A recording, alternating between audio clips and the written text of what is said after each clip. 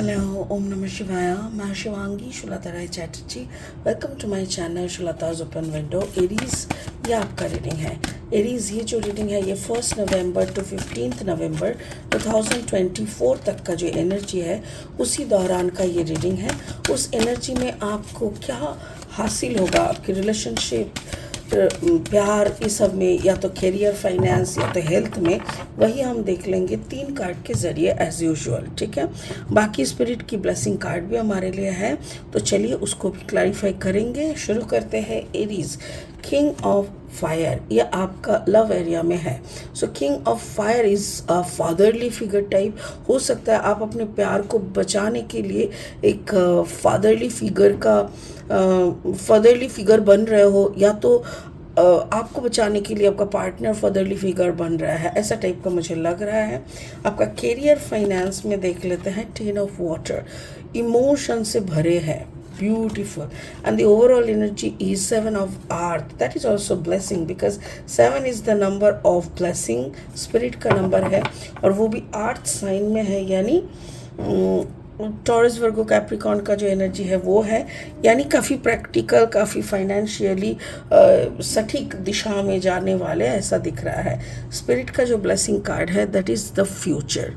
May be आपका future बहुत कुछ चीज़ों पे डिपेंड हो रहा है. हो सकता है कि आपका पार्टनर का प्यार, आपका एलिजिबिलिटी, या तो फिर आपका इनकम एंड ओवरऑल आप दोनों का जो सिलसिला चल रहा है उसके ऊपर ऑब्वियसली. बट यहाँ पे और भी शायद कुछ बोलने का कोशिश कर रहे हैं स्पिरिट, जिसको हम लास्ट में एनालिसिस करेंगे. कार्ड नंबर है 47. ध्यान से रखिएगा, बाद में हम इसको और अच्छे से क्लैरिफाई करेंगे, तो वीडियो के एंड तक रहिएगा ज़रूर. ठीक है. चलिए अभी लेनोर्मैन डेक से ना 3 कार्ड और लेंगे रीडिंग को आगे बढ़ाने के लिए. अगर आप मेष राशि के जातक हैं, या तो फिर मेष लग्न के जातक, यानी एरीज, सन मून राइजिंग, कहीं पे भी अगर आपका एरीज यानी मेष राशि की एनर्जी है, तो आपका एनर्जी के साथ मेरी रीडिंग की एनर्जी में कहीं ना कहीं कुछ ना कुछ मैचिंग आपको ज़रूर मिलेगा. तो माइस, ओके, ये आपका लव लाइफ पे है. देन आपका है द जेंटलमैन, ये आपका फाइनेंस में है, career, finance. And then the बोके is the overall energy. Fantastic. Okay, और 3 कार्ड लेंगे एरीज देखने के लिए कि क्या फाइनल स्टेज तक क्या लेके आ रहा है for the month of November first half. अगर आप नए हो एरीज मेरी चैनल पे, मुझे सुनते हुए आप इंजॉय करते हो, मेरी कंटेंट भी आप अच्छा लगता है आपको, सो प्लीज़ मेरी कंटेंट को ना लाइक करके सब्सक्राइब ज़रूर कर देना, ताकि मेरी बनाई हुई हर एक वीडियो आप तक टाइम पे पहुंच जाए. ठीक है. और हाँ, अगर कंटेंट अच्छा लगता है तो इसको ज़्यादा से ज़्यादा दोस्तों में शेयर करना प्लीज़. ठीक है. चलो Aries, the first card is knight of sword energy, and then the second is the hanged man energy, and the third is the justice energy. बहुत कुछ चल रहा है एरीज. मुझे ऐसा लग रहा है कि आपके दिमाग में कुछ दौड़ रहा है. आपका जो लव लाइफ है ना, उस लव लाइफ पे आप दिखा रहे हो कि आप बहुत कूल हो एरीज. आप दिखा रहे हो आप बहुत कूल हो. आपको कोई मतलब जैसे क्या होता है ना, कभी कभी हम हमारे पार्टनर को बहुत कुछ बोल नहीं पाते, बट पकड़ लो कि मेरा पार्टनर ना बहुत सारे औरतों के साथ या लड़कियों के साथ अच्छे से बात करते हैं, कुछ ज़्यादा ही फ्रेंडली जोन में चले जाते हैं, कुछ ज़्यादा ही थोड़ा मतलब मुझे पसंद नहीं आ रहा है. ठीक है. तो एरीज का भी वही हाल लग रहा है, जैसे उनका पार्टनर किसी और के साथ हाँ, हो सकता है कि काम के सिलसिले में. मैं ये नहीं बोल रही हूँ कि एरीज आपका पार्टनर गलत है, बट मुझे ऐसा लग रहा है आपके पार्टनर की कोई एक क्वालिटी को लेके आप बहुत डिस्टर्ब हो. आपके दिमाग में ना ये रैट वाला सिचुएशन है, लाइक किचिर पिचिर हो रहा है. आपका ब्रेन जैसे रैट्स खाते रहते हैं ना, कागज चबाते रहते हैं, काटते रहते हैं, ठीक उसी तरह आपके अंदर की जितनी positive energy, positive aura, positive support आपके पार्टनर के लिए था, वो सारे जैसे वो लोग मतलब नेगेटिव थॉट्स काट रहे हैं. और हो सकता है कि आप ना आपके पार्टनर के ऊपर बहुत ज़्यादा कड़ा नज़र रखने के लिए बेबस हो रहे हो सकता है आपने किसी को लगाया स्पाई के हिसाब से कि मेरे पार्टनर जहाँ भी जाएंगे ना उसको पीछा करो, उसको देखो, उसका वेयर अबाउट जानो, किससे बात करता है, किससे मिलता है। ऐसा इवन आप कभी कभी खुद भी आप उनका अचानक से उनका ऑफिस चले जाना या अचानक से उनको फ़ोन करके देख लेना, वीडियो कॉल करके कि क्या सिचुएशन है, ऐसा कुछ चल रहा है। मुझे ऐसा लग रहा है कि आप सीधा मुंह कुछ नहीं बोल रहे हो एरीज, बट आपके दिल में, दिमाग में एक बड़ा सा शक का कीड़ा घूम रहा है और वो घूमते घूमते ना वो आपके दिमाग में एक ही बात बोल रहा है, कहीं तो कुछ गड़बड़ है, दाल में कुछ काला है, कहीं तो कुछ गड़बड़ है। और वो दाल में जो कालापन है वो कालापन ढूंढने के लिए आप निकल पड़े हो। देखो फ्रैंकली स्पीकिंग मुझे ऐसा लग रहा है जैसे शायद वैसा कुछ भी नहीं है जो आप सोच रहे हो। क्यों मैं बता रही हूँ, क्योंकि कुछ एज के बाद ना हस्बैंड वाइफ पार्टनर ना दोनों को अप्रिशिएट करना भूल जाते हैं। और वही अप्रिसिएशन, वही एक्नॉलेजमेंट अगर हमको बाहर से मिलता है, किसी को भी, हस्बैंड को या वाइफ को भी, तो वहाँ पे हम लोगों का थोड़ा झुकाव बढ़ जाता है। तो ये लोगों को पीछे लगाने से सबसे बेहतर तरीका ये है कि आप उसको अप्रिशिएट करना शुरू कर दो, आप उसकी तरफ फोकस करना शुरू कर दो, उसको एक्नॉलेज करो, उसकी कामों को तराशो। मतलब समझ रहे हो ना। तो जो आप बाहर का जो एनर्जी में आप बाहर के काम में जो एनर्जी डाल रहे हो, दिमाग का दही होने में जो आप कर रहे हो, वो सब को छोड़ के आप अपने पार्टनर को ना और ज़्यादा प्यार और ज़्यादा क्वालिटी टाइम दो और ज़्यादा उसकी तारीफ़ करो, उनको थोड़ा सर आँखों पे बिठाओ। तो मेरे ख्याल से कहानी काफ़ी इजी हो जाएगा एरीज। ठीक है, आपका जो करियर फाइनेंस है, करियर फाइनेंस का जो फर्स्ट कार्ड है दैट इज 10 ऑफ वाटर। ये वाटर साइन मतलब emotional part of our life. तो मुझे ये समझ में आ गया कि आप वैसे आप दोनों का जो रिश्ता है, आपका और आपका जो कंपनी का, यहाँ पे पार्टनर का बात नहीं हो रहा है, it is about your work. आपका और आपका जो कंपनी का या आपका जो काम का जगह का जो रिलेशन है ना, दैट इज़ क्वाइट इमोशनल। आप जब काम के जगह पे मतलब ऑफिस में जाके उस सीट में बैठ जाते हो ना, उस चेयर में, उसके बाद आपका जैसे कुछ और दिमाग में नहीं रहता कि घर जाना है। ये आप एकदम पैशनेटली काम करते हो और वही आपको ना बार बार आपका जो काम करने का तरीका, आपका जो भी क्वालिटी है, वो आपको बार बार एक जेंटलमैन का रूप में दर्शाता है। लाइक सारा ऑफिस के सारे कोलीग्स, सारे सीनियर्स आपको ना बहुत सम्मान करते हैं। मतलब एवरीबडी एडमायर योर क्वालिटीज़ और आप भी ना उसको बहुत आप इंजॉय करते हो। और इसीलिए ना आपको ऐसा लगता है कि जैसे काम करने के लिए सिर्फ काम ही ज़रूरी है।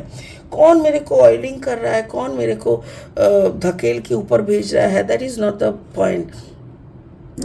काम की जगह पे अपना मेहनत पहला वर्ड और आखिरी वर्ड, ये सोच आपका है। इसीलिए आपने कामकाज की जगह पे ना अपना 100% दिया, बट वहाँ पे कोई समझौता एक्सेप्ट नहीं किया। ना कि किसी की बहकाव में आए, ना किसी के साथ नयन मटकाना, आँख चटकाना, ये सब भी आप नहीं किए।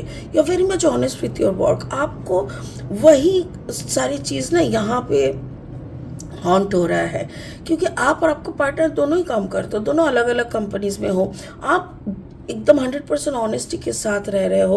और आपका सवाल हो रहा है क्या वो भी ऑनेस्ट है कि वो और कुछ कर रहा है, ये आपका हो गया है।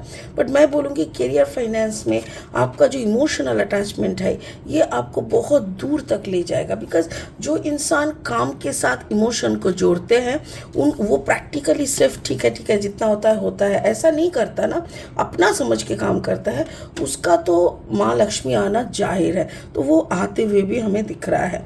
ओवरऑल जो एनर्जी यहाँ पे है वो है 7 ऑफ अर्थ। 7 मतलब स्पिरिट का नंबर, ब्लेसिंग नंबर। अर्थ मतलब पेंटिकल एनर्जी, लाइक पैसा, शोहरत, इज्जत, घर परिवार, ये सारा सब कुछ काफ़ी आप इंट्यूटिव होते जा रहे हो और आपको जैसे गाइडेंस मिलता जा रहा है कि यही होगा, मेरे को समझ में आ गया है। और उसी के हिसाब से आप जब आगे बढ़ते हो तो सब कुछ सही चलता है। बट नाउ अ डेज आपको दिमाग में एक ही बात चल रहा है कि प्यार के नाम का मुझे तो धोखा मिल रहा है।